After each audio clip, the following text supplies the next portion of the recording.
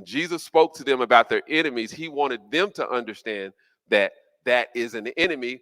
But ultimately, the reality of it is it's really not an enemy. It's only an enemy because you call it an enemy. Are you listening? What I'm trying to get you to see is even a higher vibration of having an enemy, you don't have to have an enemy if you don't allow it to become an enemy.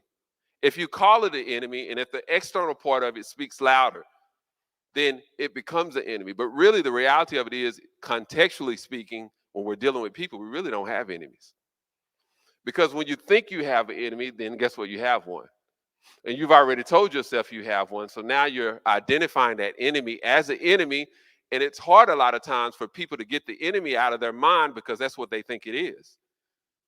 Now, Jesus didn't want to tell them that because he understood that the majority of people are controlled more by what they see.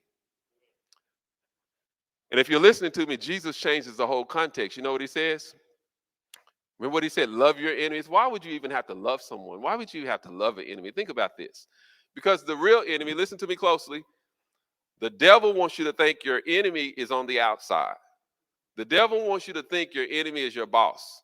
The devil wants you to think that your enemy is all these different negative things that are happening around you. The devil wants you to think that cancer is the enemy. The devil wants you to think that a sickness is an enemy. Watch this.